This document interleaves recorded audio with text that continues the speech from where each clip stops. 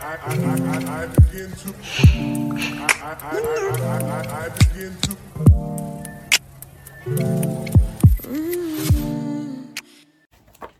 Allô tout le monde! Comme je vous l'ai mentionné dans mon dernier vlog, en fait, je vais essayer de rembourser toutes mes dettes d'ici le 16 septembre. Et comme je vous disais, pour ce faire, je vais essayer de faire des épiceries à 30 $ et moins par semaine. Puis ça, c'est le genre de choses qui est réalisable puisque j'habite chez mes beaux-parents. Donc, dans la vidéo d'aujourd'hui, je vais vous donner mes trucs pour réussir à faire une épicerie le plus économique possible. Évidemment, je suis pas une experte, ok? Ma seule expérience, c'est que je suis partie en appartement très jeune, puis j'avais pas beaucoup d'argent, je travaillais quelques heures par semaine, puis je devais joindre les deux bouts, comme on dit, donc j'ai découvert mes petits trucs pour réussir à économiser le plus possible en faisant l'épicerie. Là, ça se peut que vous entendiez des petits bruits autour, car comme vous savez, je suis chez mes beaux-parents. Mon chum est dans la chambre, le chien est dans la chambre, le chat est dans la chambre et tout le monde vient de revenir de travailler. Fait que ça se peut que vous entendiez des petits bruits. Fait que soyez indulgents avec moi par rapport à ça. Donc, premier truc, regardez les circulaires. Ça va avoir l'air vraiment niaiseux, ok? Mais de regarder les circulaires, ça permet de se faire une tête avant d'arriver à l'épicerie pour savoir ce qu'il y a en spécial. Aussi, en comparant les circulaires, ça nous permet de savoir quelle épicerie a les produits en spécial, les produits qui nous conviennent, les produits que l'on recherche. Par exemple, je sais que chez nous, dans l'épicerie, pratiquement chaque fois qu'on fait l'épicerie, on achète des Yop. Bien, quand je compare les circulaires, je regarde quand il y a des Yop en spécial où ils sont le moins chers et il existe des applications qui permettent de consulter en fait les circulaires. Par exemple, moi à la maison, je ne reçois pas les circulaires puis j'aime mieux ne pas consommer par choix des circulaires papier. Donc, j'utilise l'application Flip. Je vais vous mettre l'application juste ici. Donc, avec celle-là, on peut consulter toutes sortes de circulaires, que ce soit des épiceries, des quincailleries, toutes les circulaires qu'on recevrait normalement. S'il se fait en circulaire, il l'a dans l'application Flip. La deuxième raison pour laquelle ça peut être pertinent de regarder les spéciaux et les circulaires, c'est de faire notre menu de la semaine en fonction des rabais du circulaire.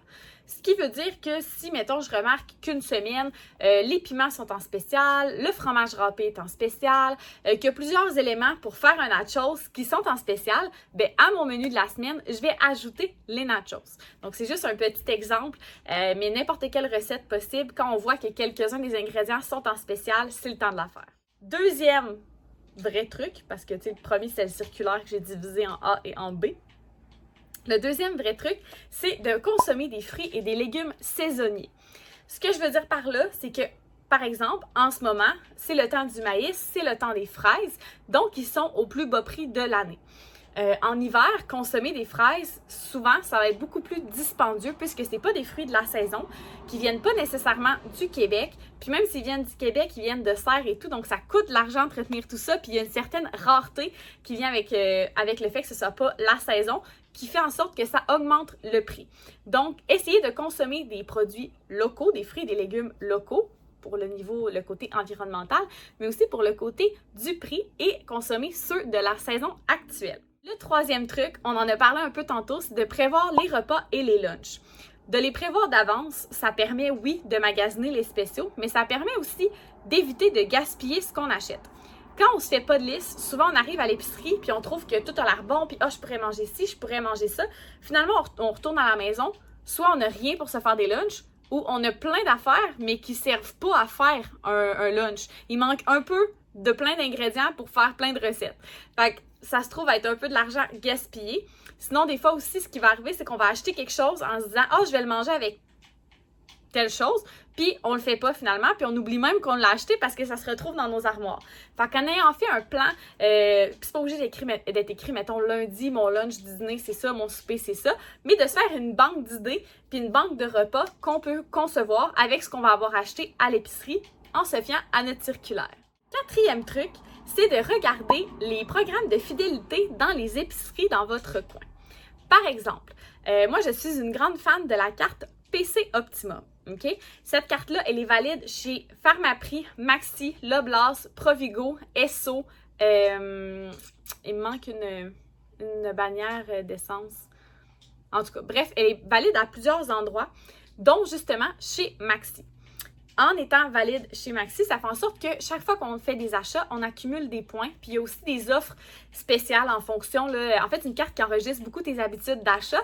Donc, elle va te proposer des offres de points qui vont fitter avec tes habitudes d'achat. Par exemple, si moi j'achète toujours des Yop, ben je vais avoir des promotions des fois qui vont, mettons, faire en sorte que je vais avoir 2000 points prime à l'achat de tant de Yop.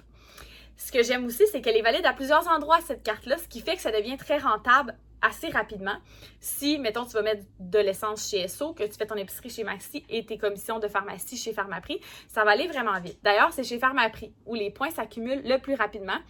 Et petite parenthèse, la carte PC Optimum, c'est la plus avantageuse au Canada, la deuxième en Amérique.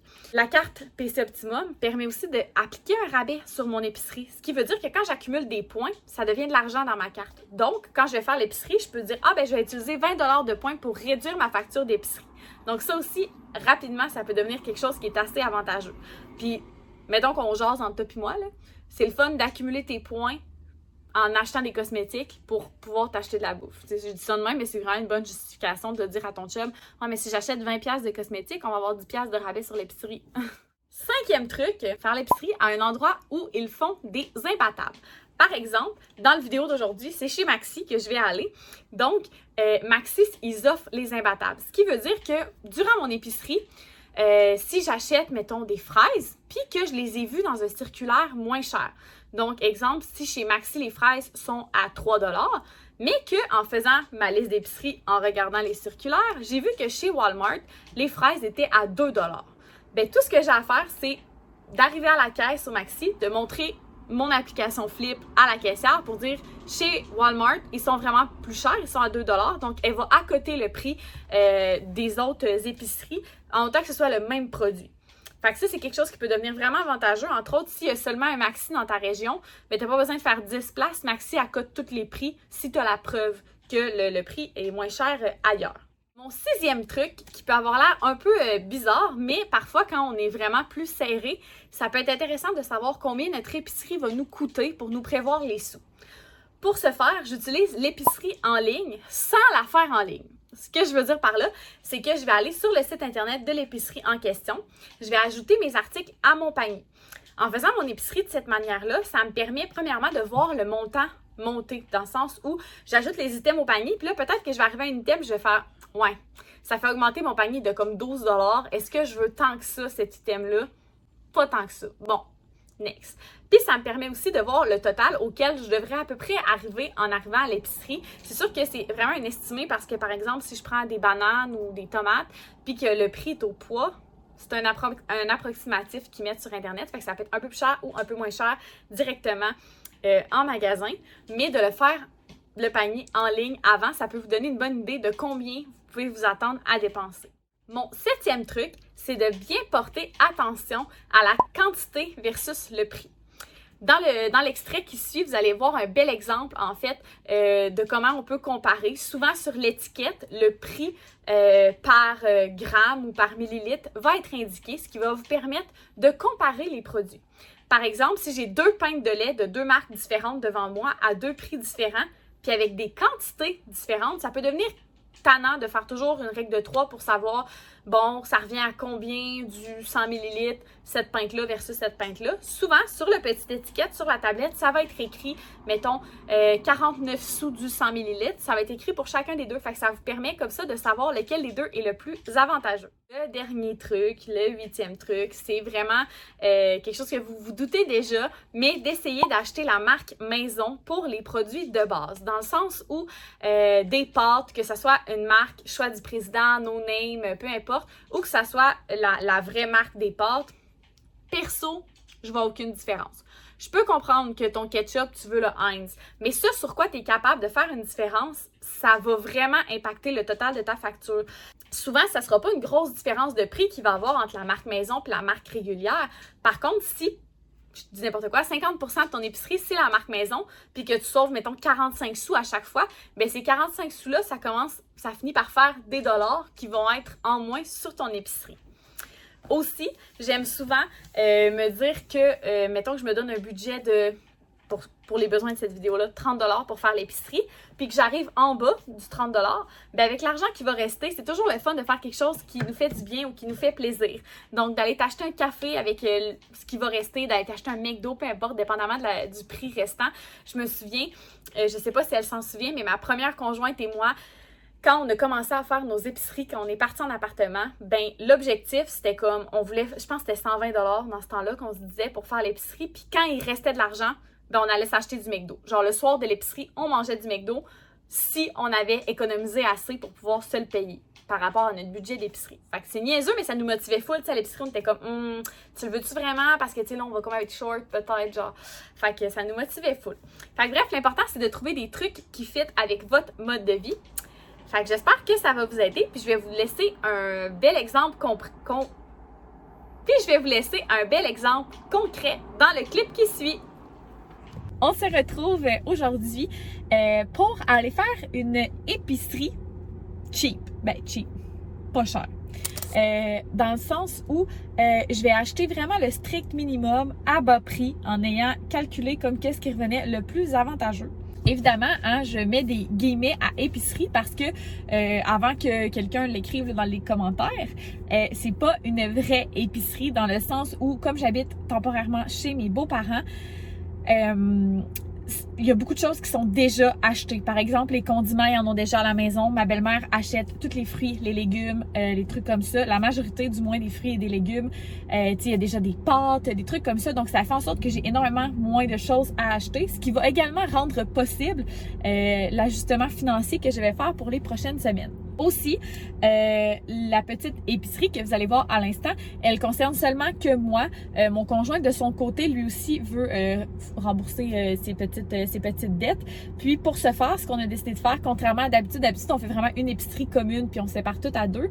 Bien, pour les besoins de la cause, en ce moment, on veut se restreindre les deux sur des choses qui sont peut-être un peu différentes.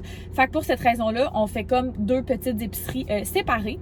Et je dirais que pour moi, le principal ajustement que j'ai à faire par rapport à cette épicerie-là, c'est que pour les prochaines semaines, pour économiser le plus possible, je vais devoir changer d'épicerie. Et ça, pour moi, c'est un peu vraiment un deuil. Là, je suis le genre de personne qui aime beaucoup aller aux mêmes endroits. Moi, habituellement, j'ai fait mon épicerie chez IGA. Voyons, j'avais un blanc de mémoire. Je vais fermer ça. Je sais pas si vous m'entendez bien. Donc, habituellement, moi, je fais mon épicerie chez IGA. C'est vraiment l'une de mes épiceries préférées, entre autres parce qu'il y a beaucoup d'alternatives végétariennes.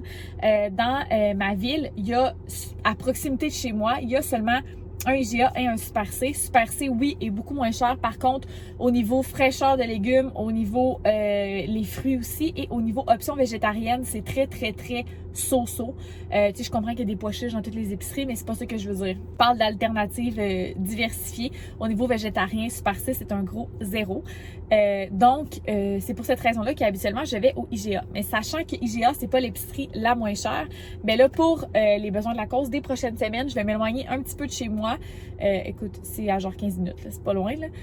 Et je vais aller au Maxi parce que Maxi, hein, c'est une épicerie qui coûte beaucoup moins cher et c'est aussi une épicerie qui offre les imbattables, comme je vous ai parlé un peu dans l'introduction. Donc voilà, je vous apporte avec moi. Je pense qu'un des trucs les plus importants, c'est d'avoir une liste puis de fichier. Si c'est pas sur la liste, on n'a pas besoin. Quelque chose qui peut être vraiment tentant puis qui peut revenir assez cher, c'est les trucs déjà prêts. Que ce soit emballé comme ça par une compagnie ou emballé par l'épicerie, les sandwichs déjà faits, des trucs comme ça. Ça, c'est des trucs sur lesquels tu peux gaspiller beaucoup d'argent parce qu'on s'entend que faire cette salade-là à la maison, ça ne te coûtera jamais 7$. Fait qu'ici, on a un bon exemple là, de truc qui revient moins cher quand tu regardes la quantité. Ça, ils en vendent sur la tablette des plus petits formats. Mais ça revient plus cher, en tout cas en ce moment, de le reprendre sur la tablette parce que quand je regarde ici, en passant, ça c'est souvent écrit sur l'étiquette, hein, là, c'est marqué que ça revient à 21 sous du 100 ml. Puis lui qui est directement sur la tablette, même si c'est un plus petit format, il revient à 27 sous du 100 ml. Fait que celui-là revient moins cher. Fait que juste pour vous montrer que je dis pas n'importe quoi, il est à 2,58. Mais si on regarde ici, il est à 27 sous par 100 ml. Donc ça revient plus cher. Les trucs au milieu comme ça, c'est toujours des trucs en spécial, ok, qui reviennent pas cher. Par contre, en prenant celui qui est direct là, tu peux pas comparer avec les autres dans l'allée. Fait que des fois, t'es mieux d'attendre d'être rendu dans l'allée des biscuits pour pouvoir comparer avec les autres. Puis aussi, tu peux venir faire l'épicerie avec une amie qui, elle aussi, fait attention. Comme ça, c'est beaucoup moins décourageant. Donc, je vais vous montrer ce que j'ai acheté pour ma partie. Je vais vous montrer la partie à mon chum aussi pour le fun. Et je vous rappelle une fois de plus que c'est une épicerie semi-réaliste puisqu'on est chez mes beaux-parents. Donc, souvent, le souper va être pris en charge. Puis que, tu sais, il y a déjà des fruits, des légumes et tout ici. Donc, de mon côté, j'ai mes petites barres que je mange avant mes entraînements ou en collation à l'occasion. Mon lait d'amande pour manger dans mes céréales. J'ai acheté plusieurs céréales en spécial la semaine dernière, donc j'en ai en masse pour toute la semaine. J'ai acheté une pizza restaurante qui était à 3 $. Il y avait 3 $ de réduction dessus, donc elle revenait à 2 et quelque chose, je dirais exactement 2,98 $. J'ai acheté du yogourt à la vanille pour manger soit en déjeuner ou en collation dans l'après-midi. Donc le yogourt était à 2,28 $. Des muffins anglais blé entier qui sont à comme 1 et quelque chose, vraiment pas cher. J'ai acheté 2 tomates. Dans le fond, les muffins anglais, les tomates, les concombres et la dinde végé, comme ça, c'est pour manger pour mes dîners cette semaine. Donc, je risque de manger la même chose pour moi tous les midis. Puis, je suis correcte avec ça là, pour les prochaines semaines, de manger pas mal souvent la même chose. Et la seule chose que j'ai acheté qui n'était pas sur ma liste, c'est un sac de chips. J'en ai pris un à mon chum aussi, donc c'était à 1 $. Fait que petite croustille pour la semaine. Puis, il me restait aussi mes barres tendres que je mange souvent comme un genre de petit dessert. Puis, il me restait aussi du granola pour mes yogourts. Fait que ça y va comme ça pour moi, pour mon côté. Et ça m'est revenu à un total de 21,72 $. Donc, moi, j'estimais que ça allait me coûter 25 $. Ça m'a coûté 21 $. Puis, comme je vous rappelle, j'avais un budget de 30 $. Donc, là, comme 9 $ supplémentaires, ben pas tout à fait 9 $, 8 et quelques, 8 et 30, va s'en aller dans ma section plaisir. Donc, je vais pouvoir acheter soit des cafés glacés ou l'ajouter dans ma section plaisir, qui sont vos restos, ou faire des activités ou quoi que ce soit. Du côté à mon chum, même principe, il est lui aussi chez mes beaux-parents, donc une épicerie qui est comme semi-réaliste.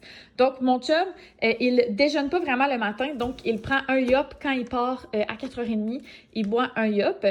À sa pause vers 9h et quelques, il mange un sous-marin.